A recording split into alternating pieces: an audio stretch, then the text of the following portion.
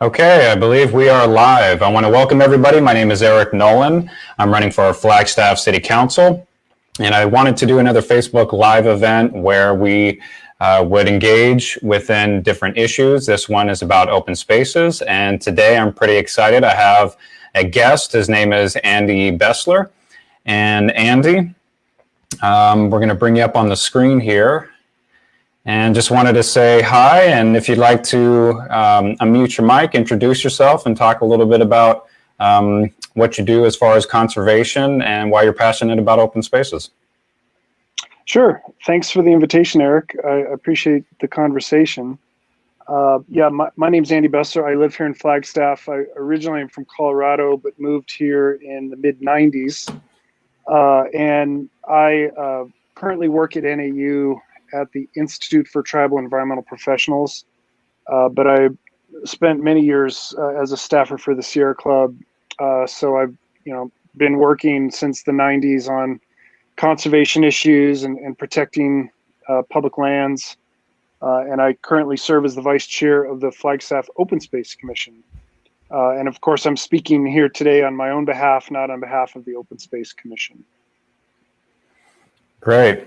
Yeah, and I have to admit, so for me, I grew up in Los Angeles, big urban environment. There are some open spaces out there, but you don't really get the sense of that. And when I first moved out to Flagstaff in 2010, I have to admit it was a complete game changer for me. I had never experienced a connection to the natural world like I had coming to Flagstaff. So for me, the Ponderosa Pine Forest was just a huge eye-opener for me. And my favorite bird of all time, the Steller's jay, I was introduced to, and I love their calls. Not everybody does, I do, but yeah, it was just a way for me to really connect to the land. So I thought I would just kind of tap into some of the work that you do at the university. Sure, yeah. So I administer an EPA grant for NAU to basically help tribes consult and interpret EPA air quality and climate change policy. So I run an organization that's a partnership group with EPA called the National Tribal Air Association. We've got about 151 federally recognized tribes around the country that are members. And so we represent them in discussions with EPA on air quality and climate change policy. So you can imagine when I'm done at the end of the day dealing with the current EPA, I need a nice forest bath. I need to go de-stress in Flagstaff's open spaces. And I was just, before this call, I was trying to remember the Japanese name for it. It's Shinrin-yoku is the Japanese tradition of forest bathing. And when you go out for a hike, you're really enveloping yourself in the forest. And luckily, you can do that in Flagstaff. You can go outside of city limits and go for days if you want. I've biked from the Grand Canyon to Flagstaff on the Arizona Trail, and right outside my door, I can go on a foot trail. So I know from personal experience dealing with this crazy EPA right now that Flagstaff Open Space really does contribute to our collective sanity, our collective well-being. And even, especially during this pandemic, when folks are held up inside, these open space places and the open spaces in Flagstaff really play, I think, a key role in just helping us stay sane. And it's really hard to put a dollar value on that. We're such an economic society, and these are the things that really are priceless. So we talk about, how can the city expand open space and buy it, but it's really hard to put a price tag on what it means to have a nice walk after a hard day's work, Yeah, I totally agree. And it's something that, I know we're challenged with right now. We have growth as one of the issues that we're constantly dealing with. And recently, The state of Arizona has sold off a parcel along J.W. Powell, which is looking like it will be developed. What are your thoughts on growth in general in Flagstaff and how that relates to open spaces? Well, yeah, I've had a lot of discussions with folks, and you know, the biggest thing right now is that these developers that are expanding in Flagstaff with, essentially student housing, they're not talking to each other and saying, okay, student enrollment is here. That was good on camera. I need to talk to my aunt. Student enrollment is here, so we need these many units to keep up with the number of students. They're not having conference calls talking amongst themselves. Okay, I'll do 200, you do 200, and then we'll be good. They're just going for it. And so there isn't a lot of control about who's building where and how is that going to benefit the community. They're just really looking at how many units they can fill and repay their debt, and that's their priority. So as community members, I think we really need to be watchful about what developments are coming and will they benefit us or not. And I think there are some developments that will have affordable housing units included and may bring the price of a house down, so a couple nurses that work at the hospital can actually afford to live here, because this is a really tough place to make it. And if you have affordable housing and a decent mortgage or low rent payments every month, then you have a chance of making it here and enjoying the open space that we have. I think one of the biggest things, I was involved with Proposition 413 that helped protect McMillan Mesa. And, we definitely, looking at the maps, we tried to make sure that we didn't, just try to go as big as we could with as much open space as we could. We thought, okay, there's some space on this edge that we could keep open. There's the veterans home that we know that folks wanted to have a place for veterans. She said, okay, let's parse that out. That's okay. So you can't just shut everything down and expect everyone to be happy. On the other hand, we do have real ecological limits that are really being pushed, especially with climate change. So, are we going to have enough water? If drought continues and heat levels rise and drought continues, we're going to be relying more on groundwater. So is the Coconino Aquifer healthy enough to help us maintain our population with a healthy water supply? 10 years from now, those conversations, I think, are going to get more serious. Sorry, my mailman's coming. So I think those are some questions that we really need to look at. And if you're running for city council, I would hope as a city leader, you would look, 50, 100 years down the road and say, okay, if this development is coming in, are we going to have ecological capacity to really handle this?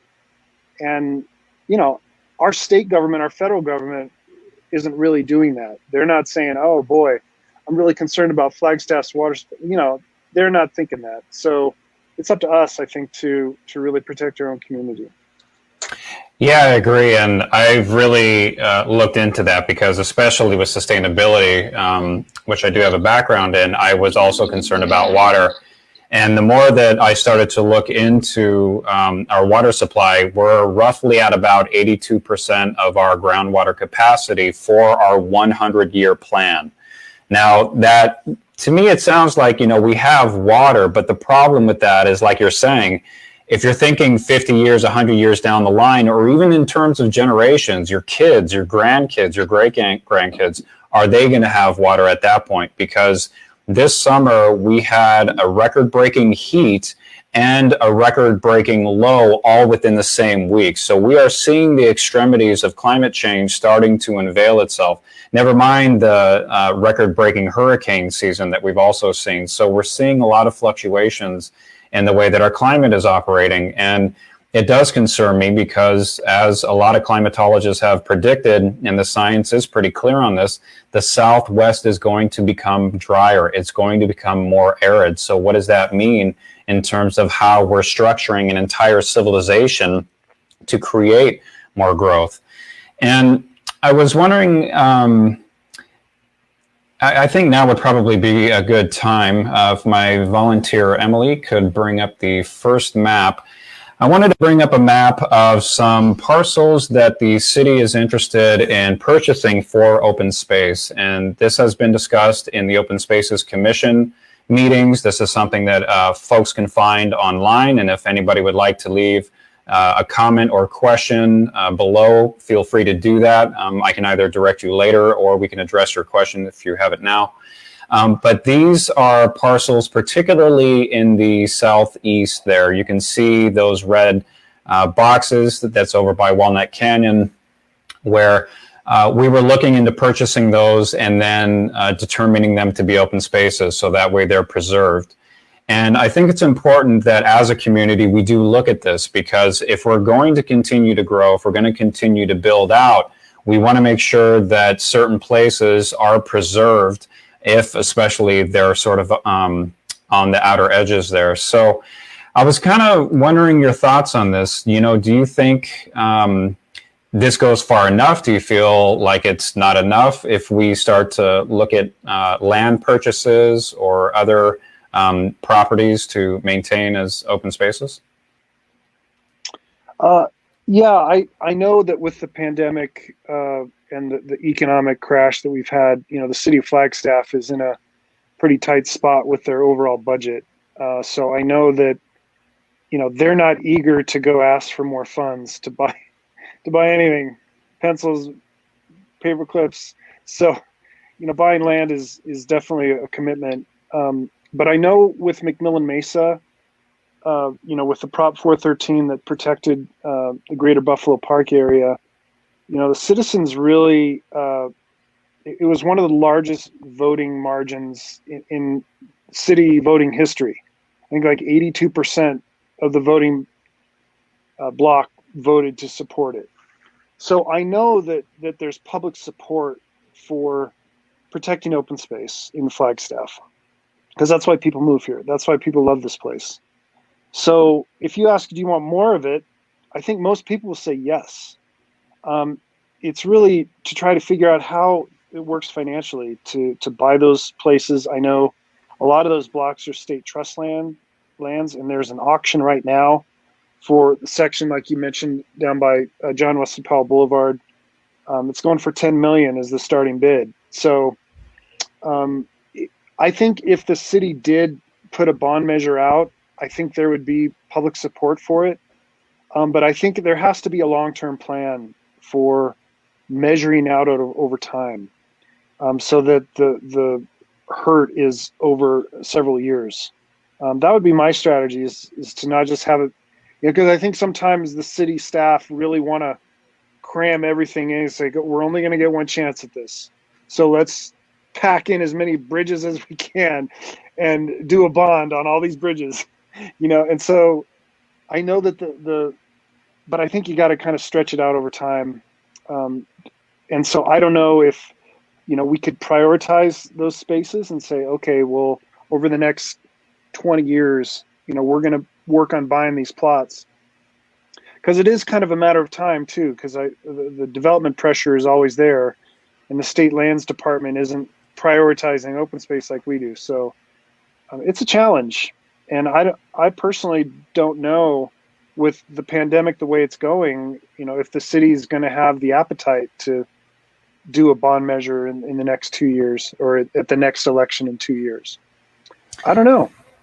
Yeah, and that I can help to clarify too. So we had been talking about this in our Open Spaces Commission meetings, and the point was the bond measure was supposed to go on this year's ballot, except for, of course, once COVID hit, council decided to take that off the ballot, that now wouldn't be an appropriate time to look at that, because, of course, we're going to have to assess things. And I've already looked at our tax revenue numbers, and we're definitely taking some hits in some sectors. Yeah. So I have a feeling by this time next year, we're going to have to make some tough decisions. But in 2 years, we could look at a bond measure that could be back on the ballot. And one thing that was looked at wasn't just open spaces, but also affordable housing And then I would also like to see sustainability included in that as well, because part of what we're having to balance right now, and that's the key word that I think of, which is strategy. I'm not just focused on, maybe a 4-year term where I would be a city council member. I'm looking at the decisions we make today will literally last for generations. So we have to be really smart with how we manage our resources with that sort of long-term thinking. So, yeah, if this comes back onto the ballot in a couple years, I am curious, because I think you make a good point. Flagstaff is going to always be desirable. I think especially with climate change, we're seeing an exodus out of California, where a lot of people are starting to look elsewhere. I think the fires this year especially were very concerning for a lot of people. The cost of living is very high, and we're seeing a similar effect from Phoenix, where their record-breaking heats are also pushing people to look for other places to live, and a lot of times that means higher elevations. So I think we'll always have that pressure from development, and that's where I want to have, as many people at the table as possible. Let's put everything out, let's look at everything for what it is, and let's really make some smart decisions with how we're going to be able to move forward, because growing for growth's sake, I think, is what has upset people. By far, the number one issue that I've heard from constituents has been about growth. I think people are just concerned it's too much, it's too fast. But what a lot of people, unfortunately, were not aware of is that those pressures weren't just from the university. It's our housing market, it's remote workforce. I mean, there's a lot of different factors that start to come into why people want to come to Flagstaff. And our inflation, it looks like we have a question. Let's see. So I'll transition this just really quickly. Emily, if you'd like to bring that up. So Mary Bailey asks, why does the state trust need to auction off land now? And you want me to answer that? So, well, from what I've heard, I don't know. I think the plan was J.W. Powell is already being planned at being built out. So they want to connect J.W. Powell all the way to 4th Street and Butler. And that whole corridor, basically what's all forest right now, will be developed. So Juniper Point is a subdivision that just came up in front of Planning and Zoning for preliminary plat approval. So they're already looking at installing a neighborhood along J.W. Powell, and they will continue to do so. So this land purchase from the state of Arizona, and like you were mentioning, it's going for about $10 million, is looking at that. How is that going to be able to further develop? So right now, the state is looking at Flagstaff as a place to grow. And the state and the Chamber of Commerce, they're looking at people want to buy houses, people want to move here. How do we make sure that we have enough housing stock so that way we can supply that part of that demand? So, and Mary, thank you very much for your question, because that ties into what I was going to say about inflation. And it's that we have a demand side inflation, meaning that there's so much demand, people are willing to pay a higher price.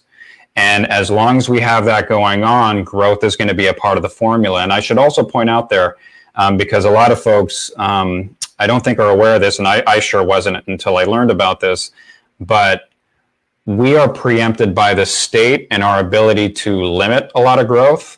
A lot of times, property rights don't have to come through city council. They're already within their full entitlement, and that doesn't have to come in front of us for approval. So because of that, we have to sort of work through negotiations and see if there are ways that we can incentivize certain developments coming through. So yeah, when we look at those pressures of growth, I think that's where, and this is why I wanted to leave the map up,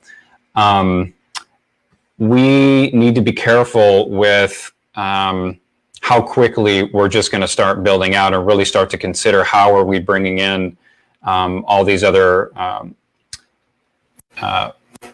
issues like maintaining open space and incorporating that into this model that we're sort of developing as we go. Right. But I think, just in terms of history, a lot of Western lands, back when the U.S. was, before Arizona was a state, a lot of these lands were just given to the railroad companies and split between the federal government and the railroads. And so these checkerboards that you see are kind of the result of that history, so that the state kind of took over a lot of these lands or bought them from the railroads. Or so there's, you see the squares of the development there, and those are just squares that are kind of random checkerboards that Right. really have no basis for planning, either ecologically or economically. They're just kind of big chunks of land that the state has. And I think personally, they're just like, well, hey, we need $10 million, or 20 million. Let's see what we can get out of Flagstaff. That's probably a big decision in the state lands department, but I think they do have a strategy, as Eric said, of, where's the development going to go? Where can we make the most bang for the buck? And, that plot out by General C. Powell Boulevard, the Arizona Trail goes right through there. And we check to make sure that there's a conservation easement. So when the developer comes in, they have to leave, and it's not much. It's like a 30-foot easement that they have to leave for the Arizona Trail. So, we can try to have it 100 feet or something. And a friend of mine was joking that, these through hikers would, be pitching their tent right behind some millionaire's house. That'd be good to see. But yeah, it's a tricky, this history of land development is West is really just hodgepodge, and just, there's no rhyme or reason to it, unfortunately. And I think that kind of planning that local governments need to do is so important, because we don't have a history of that here. So, and the other thing I wanted to mention, Eric, is, Flagstaff has a real history of conservation. And, if you look at the big votes that have happened in Flagstaff among the citizens, a lot of them have come in regards to, do we want to put a highway through here? Or is there going to be a development there? It's really driven a lot of the politics locally, and councils have changed because of these votes. And I think that McMillan Mesa vote was another indication that, local residents value open space, and they want to live in the forest, and that's why they come here. So, whatever happens, whatever values a property has, there is this kind of priceless value that we need to protect, that economics just doesn't cover. And that's the tricky part for local leaders. Yeah. And Emily, if you wouldn't mind, just pulling out for Andy and I just for a second. So the one thing, Andy, that I was also thinking about, because, when I look at what we're trying to do, like with the Open Spaces Commission, and I have to give a lot of credit to Robert Wallace with the city staff. I think he's done a really good job of just looking at, what's out there, and how can we have these discussions, because a lot of properties that city staff has looked at, they're not developable, they're not in places where we can build. So if we want to preserve that, to ensure that we have particular corridors, say along the Flagstaff Urban Trail System or the FUTS, that we can have that, because a lot of folks here really do enjoy those trails.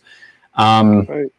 Has been really great work. And I wanted to also get your thoughts too, because were you a part of the Buffalo Park? Was that all, that and McMillan, was that all the same sort of initiative? Because I know the Greater Buffalo Park initiative that was on the ballot a few years ago really protected that whole area, and everybody enjoys that. I certainly do. Yeah, no, Buffalo Park actually started as a failed tourist stop. They actually had buffaloes, and they shipped in some buffaloes to have like the trail that goes around. There was actually a driving path. So in the 50s, I think it was, they tried to have it, but the buffalo kept getting out and eating people's lawns. So the city leaders had to kind of scrap that. And there was actually a lot of discussions like, well, do we put houses in here? Do we keep it? And luckily they decided to keep it as a park. So there were efforts in the 80s to build a highway going through that area to meet up with 180. And luckily that really sparked a lot of opposition and riled up the voters, and they made it permanent open space at that point. The Prop 413 essentially expanded on that Buffalo Park lands, and expanded on the southeastern portion of McMillan Mesa. Gotcha. And we're kind of coming up on 30 minutes here, so I want to make sure that I'm mindful of your time. But what do you think about, because you have a historical context with this, what do you think about that historical context and the future of open spaces in Flagstaff? That's a good question, because, I think a lot of people think of history as starting in, 1776 or something, but, this landscape has been lived on for, as the Hopi like to say, time immemorial. And there's such a deep history here that a lot of people, when they come here, they don't know.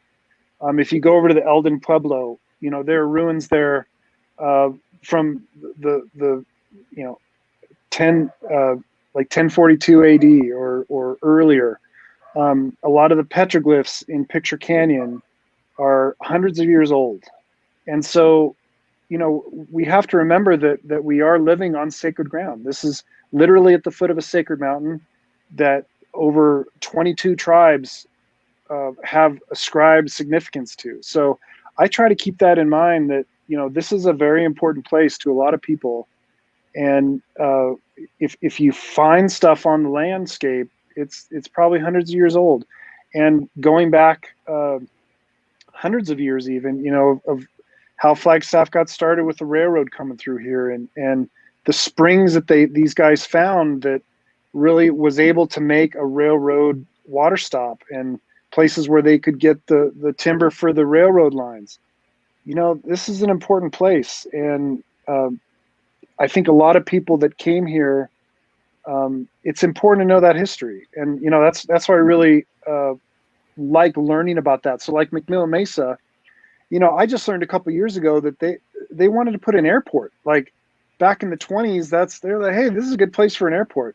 So wow, I could have been living next to an airport by now. No kidding. But, yeah, and then they wanted to put a dam over in Schultz Canyon, where the Turquoise Drive is now. And they want to put a dam in there and have a big lake and a big resort. And there's been all these schemes to build stuff that I think time and time again Flagstaff voters have said, you know what? No, let's just go to do a forest bath here. We're okay. So. Yeah, and again, that's just where, when I look at this growth that's coming, and again, I don't say that as a promotion for it. I say that because we're preempted by the state on a lot of this, so it is coming whether we want it to be or not. And that's just where I want to get ahead of it by looking at how do we look at the best way to set this up so whatever comes here fits within the character that a lot of people have come to grow and appreciate, that we can do it in a way that's also socially just. I think, when you mention the history and Native Americans and indigenous cultures that have been here for way longer than I have, I look at it as an obligation that I have to pay homage. So I don't look at, this is just a playground for me to come here and now I just want to, build a New York City because I'll be able to make a career out of being a politician and all this, that, and the other.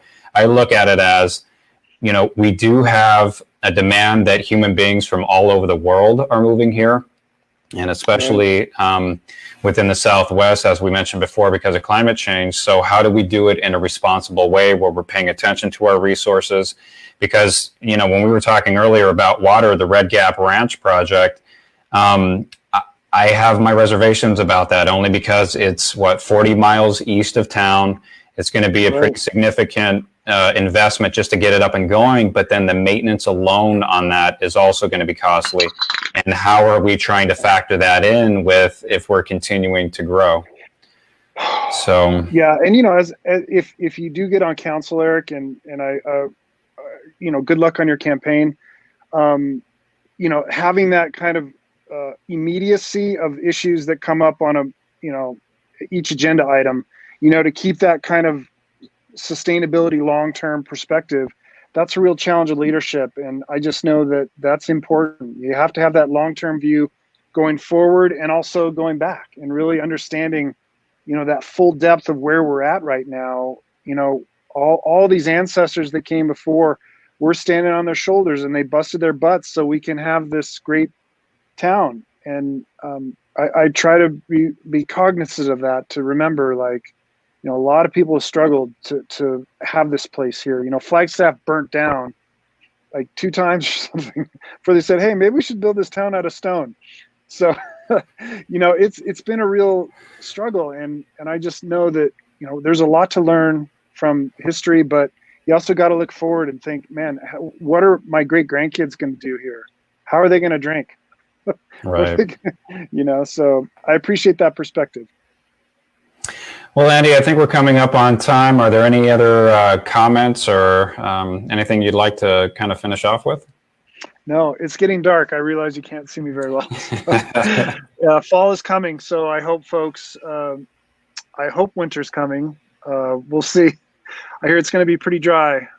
So I hope folks can, have a good summer or fall and winter, and let's hope this election goes well. Yeah, and I just want to thank you for coming on. It's been an insightful chat. I always love talking with you. And if anybody has any questions or comments, feel free to leave them down below. And I'll be back with some more episodes as we continue getting closer to the election date. And I just want to thank you again, Andy, and wish everybody a good day. Yeah, take care. All right, take care, everyone.